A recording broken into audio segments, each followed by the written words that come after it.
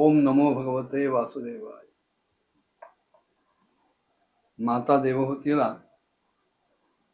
सबीज योगाचं विवरण करून सांगताना कपिल महामुनींनी भगवंताचं त्याच्या सगुण मूर्तीचं ध्यान कसं करावं हे तपशीलवार सांगितलं। आणि असं जेव्हा एकेका अंगावर भगवंताच्या मन एकाग्र करून त्याचं ध्यान करत करत पायापासून अगदी मस्तकावरच्या केसांपर्यंत तो भक्त तो योगी जेव्हा ध्यानमग्न होतो तेव्हा पुढे काय घडतं याचं वर्णन व्यासाने पुढे करून ठेवलंय। यथा पुत्राच्य वित्ताच्य प्रसंगमर्त्य प्रतीयते अप्यात्मत्वेनाभिमतात् देहादेह पुरुषस्तथा। आपल्या मुलाच्या ठिकाणी आपली अतिशय माया असते, स्नेह असतो, आत्मीयता असते। तसंच आपलं म्हणून जे काही आहे, आपलं धन आहे, आपलं घर आहे, आपली बाकी आप्तेष्ट मंडळी आहेत, ह्या प्रत्येका ठिकाणी आपली आत्मबुद्धी असते सर्वसामान्यतः। परंतु त्याचा जर थोडा खोलवर विचार केला तर असं लक्षात येईल की जरी माझं माझ्या मुलावर माझ्या धनावर आत्मीय असं प्रेम असलं तरी मी म्हणजे तो मुलगा नव्हे, मी म्हणजे ते धन नव्हे, मी म्हणजे माझे सगळे आप्तबंधू नव्हेत, ते आणि मी वेगळा आहे, माझा मुलगा आणि मी वेगळा आहे, माझं धन आणि मी वेगळा आहे। प्रेम आहे, माया आहे, मोह आहे, म्हणून तिथे एकरूपता येत नाही, त्या दोन गोष्टी भिन्नच असतात। त्याप्रमाणे देहाच्या माध्यमातून भगवंताचं जरी ध्यान करायचं म्हटलं तरी तो जो ध्याता आहे तो ध्याता आणि त्याचा देह ह्या दोन गोष्टी वेगळ्याच ठरतात। अग्नी जर आपण लक्षात घेतला, ज्याच्या आश्रयानं अग्नी राहतो त्या आश्रयामुळे त्या अग्नीमध्ये काहीतरी वेगळेपण वाटतं। पण अग्नी म्हणून जर विचार केला तर सगळीकडचा अग्नी एकच असतो। मग ते पेटतं लाकूड असेल, ठिणगी असेल,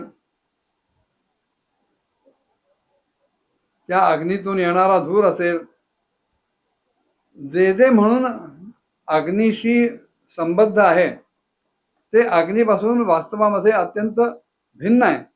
त्याचप्रमाणे भूत, इंद्रिय आणि अंतःकरणापासून त्यांचा साक्षी असलेला जो आत्मा आहे देहामध्ये राहणारा, हा शेवटपर्यंत भिन्नच असतो। आणि एवढंच काय, ज्याला आपण जीव म्हणतो किंवा जीव म्हणून घेणारा तो जो आत्मा आहे तो सुद्धा त्या परब्रह्मापासून भिन्न असतो। आणि त्या प्रकृतीपासून सुद्धा त्यांचा संचालक असा जो पुरुषोत्तम आहे तोही भिन्न आहे।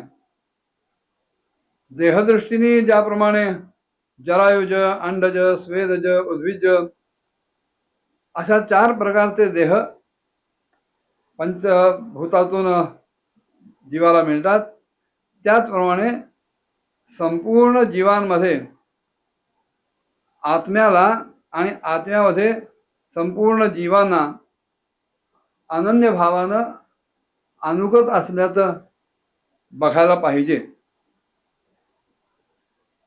कपिल महामुनी म्हणाले की देव, मनुष्य किंवा अन्य कुठल्याही योनींमध्ये त्यांच्या शरीरांमध्ये राहणारा एकच आत्मा आहे, पण तरी सुद्धा आपल्या आश्रयाचे जे काही गुण आहेत, दोष आहेत, त्याचे जे काही भेद आहेत, त्या भेदांमुळं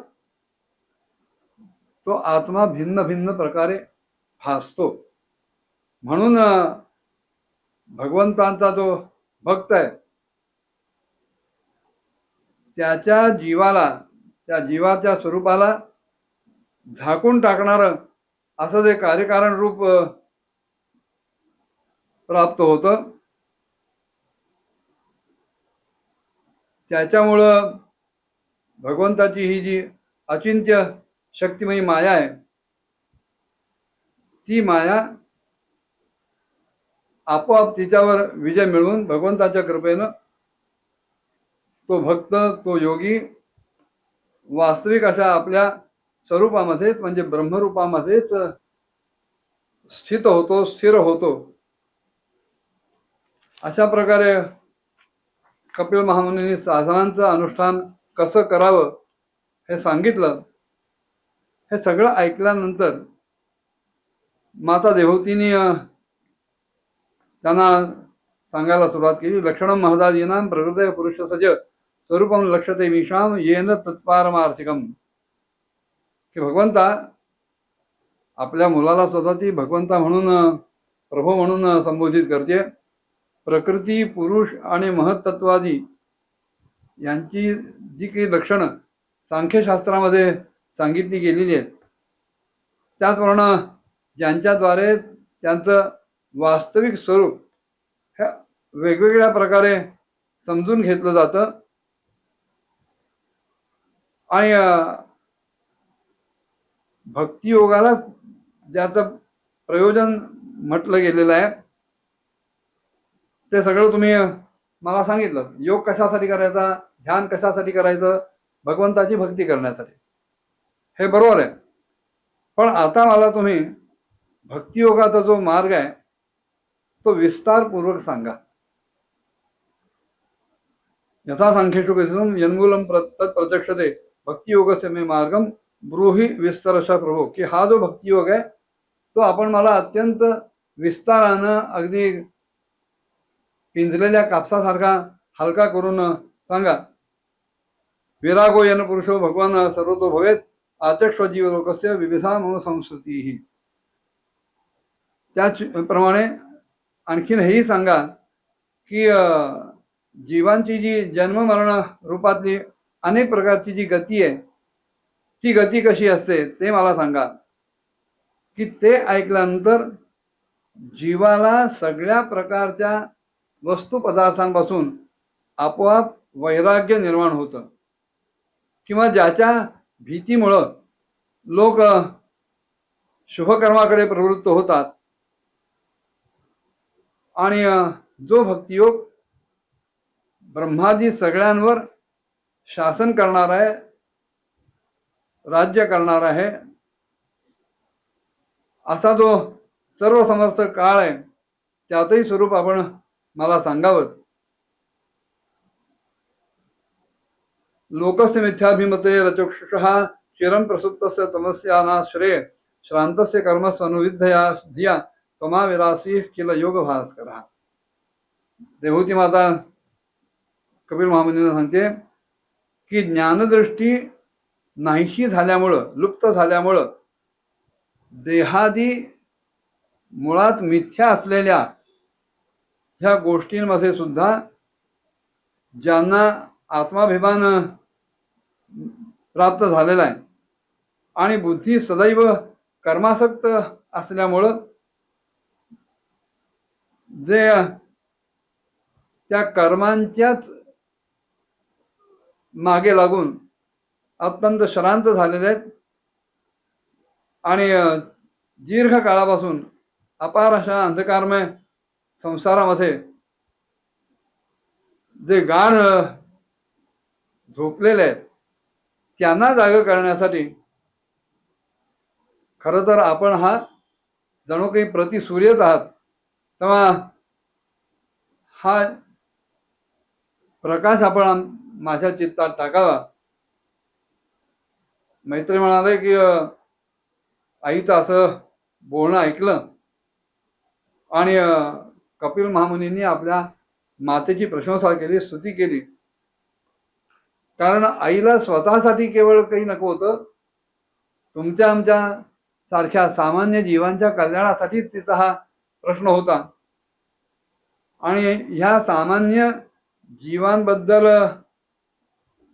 निर्माण झालेल्या दयेमुळं तिचं अंतःकरण द्रवीभूत झालं आणि म्हणून तिने हे प्रश्न विचारले आणि कपिल महामुनींनी सुद्धा सामान्य जीवांच्या बद्दलच्या दयेतूनच द्रवीभूत अशा चित्तातून आपल्या आईला उत्तर द्यायला सुरुवात केली. ते काय म्हणाले पुढच्या भागात बघूया. ओम नमो भगवते वासुदेवाय.